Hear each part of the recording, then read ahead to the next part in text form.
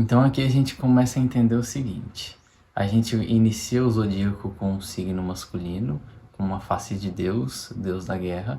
A gente vai para uma polaridade feminina, com a face da deusa, a deusa do amor próprio. Então aqui a gente vai entendendo o equilíbrio, né? Todo mundo tem todos os deuses dentro de si, todo mundo é masculino e feminino em si, o que nada tem a ver com orientação sexual, absolutamente nada.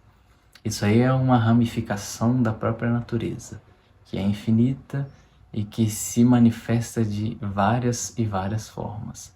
Desse jeito que Gaia constrói os próprios filhos, nós somos filhos dela. Então, de alguma forma, qual é a terra que lhe foi dada? Como que você cuida dessa terra? Como que essa terra se manifesta?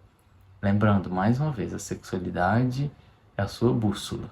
Para onde que ela aponta? Certo? Só para recapitular.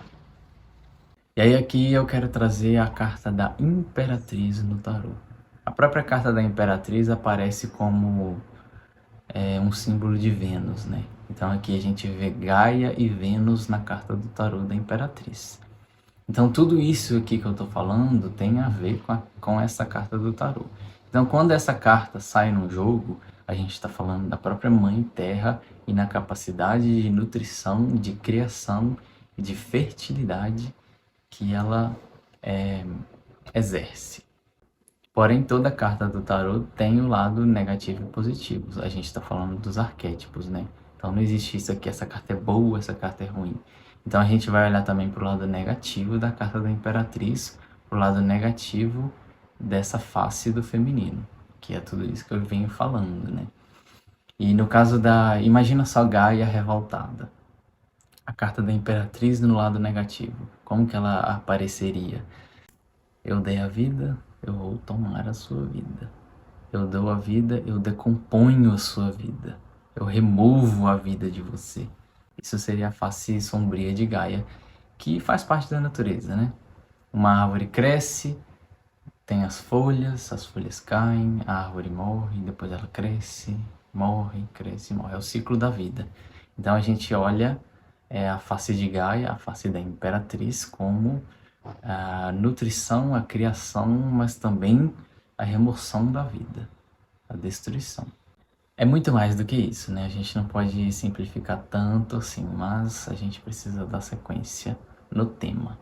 Quando a gente lida com os signos masculinos, com a polaridade Yang, a gente tem que ir para o mundo e fazer os cortes necessários para a nossa conquista, para o nosso fortalecimento no mundo exterior. Mas a gente precisa considerar também o lado Yin e cultivar e entender como funciona o nosso mundo interno, começando pelo corpo. Como que o seu corpo funciona? Como que a sua psique funciona? Mas a questão da psique a gente vê lá no elemento água. Por enquanto, vamos olhar para o corpo. E aí, olhando para o corpo, observando que você tem a parte que lhe foi dada para cultivar, para cuidar, você vai criando o molde que você deseja. Se você tem um corpo de uma determinada forma e não gosta, mude a forma do seu corpo, entende? Vai lá, faz um exercício, melhora a sua musculatura. Isso vai estar te agregando valor intrínseco. Não é um valor que nada nem ninguém vai poder comprar e nem pagar. E aí a gente volta mais uma vez em Touro como signo do valor. A terra que lhe foi dada compete apenas a você cuidar dela da maneira que ela precisa. Lembrando lá da água, né? Se for preciso você beber 10 litros de água por dia, beba.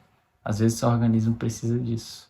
Então, à medida que você cultiva o seu corpo, você observa o que você tem de bom. E aí você pode olhar para aquilo com bons olhos, né? Com valor.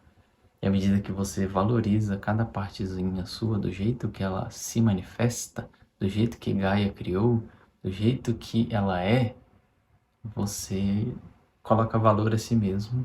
E esse valor que eu estou falando, intrínseco, esses princípios, eles não podem ser comprados por dinheiro. Por exemplo, um corpo bem trabalhado, um exemplo.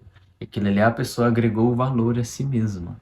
A pessoa, de alguma forma, ela aumentou o próprio valor de uma forma que é inegável. Você olha e pensa, meu Deus, ali tem um trabalho feito, ali tem um molde que foi bem formado. Isso seria um trabalho corporal, por exemplo, né? E quando a gente fala de valor, a gente olha que o negócio é bem intrínseco, ele não pode ser comprado, é diferente do preço. Quando a gente dá preço para alguma coisa, a gente vai lá e compra aquilo. Mas quando a gente fala do valor de alguma coisa, o dinheiro não compra. Por isso que eu estava dando o exemplo da caneta, né? Quando um determinado objeto tem valor para você, verdadeiro, principalmente se tiver valor sentimental, não vai ter dinheiro que compra aquilo. Entende? Pode ser que o preço seja pequeno, mas dependendo de como você ganhou aquilo, aquilo tem valor para você. Isso é touro.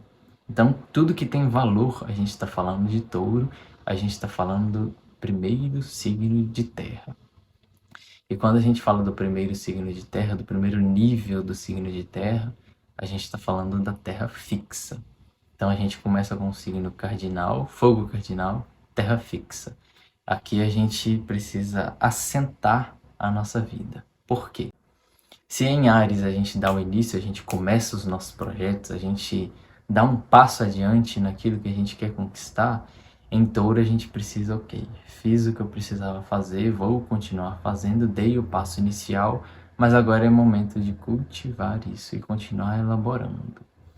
Aí todo dia eu rego um pouquinho, todo dia eu adubo um pouquinho, todo dia eu cuido daquilo um pouco. A gente sai da polaridade Yang e vem para a polaridade Yin. A gente deu um passo, agora cuida. Porque o que acontece se uma pessoa não considera o zodíaco todo, dando o exemplo desses dois primeiros signos? Ela vai começar, dá o primeiro passo, mas daí a pouco a gente vê que era fogo de palha. Lembra que um lado sombrio de Áries pode ser apenas o fogo de palha? Tipo, tem toda aquela empolgação do primeiro instante, mas e depois? Cadê a consistência? Cadê a persistência? Cadê o manejo, o cultivo daquilo que foi iniciado? Que agora a gente entra na polaridade feminina e a gente precisa levar em conta o ritmo da natureza. Então, o seu passo é importante, mas quando a gente entra na polaridade feminina, a gente não tem aquele mesmo controle. A gente precisa levar em conta outros fatores, não apenas a própria ação e o próprio movimento na vida. Ok, o que eu faço agora com o passo que eu dei? Para onde eu vou? O que eu faço? Eu espero, eu cultivo, eu cuido ou desisto do projeto e começo outro? E aí? Você vai saber se um projeto vai dar certo apenas à medida que você cultiva ele e observa o crescimento dele. E aí alguns projetos são inférteis, né? Então isso tudo precisa ser avaliado. Porque quando você inicia um projeto, você está inspirado em algo, uma vontade vinda de dentro, algo que vem lá de dentro de você mesmo, ou nas vozes que vêm de fora. Por exemplo, eu comecei uma faculdade porque a minha família me disse que eu tenho que fazer, então vai essa mesmo. Isso vai ser infértil. Você não está colocando realmente a sua natureza naquele projeto. Então vai ser como se você estivesse vivenciando uma coisa empurrada com a barriga. Você não está colocando valor naquela construção. Então aí a gente vê a importância em colocar o valor naquilo que a gente está fazendo. E a gente coloca valor naquilo que importa pra gente. E a gente encontra o que importa pra gente lá dentro. Igual eu estava dizendo, lá em Áries. Algumas pessoas têm a vontade de fazer determinadas coisas e não outras. Isso deve ser levado em conta. Qual é a sua vontade? O que você deve cultivar?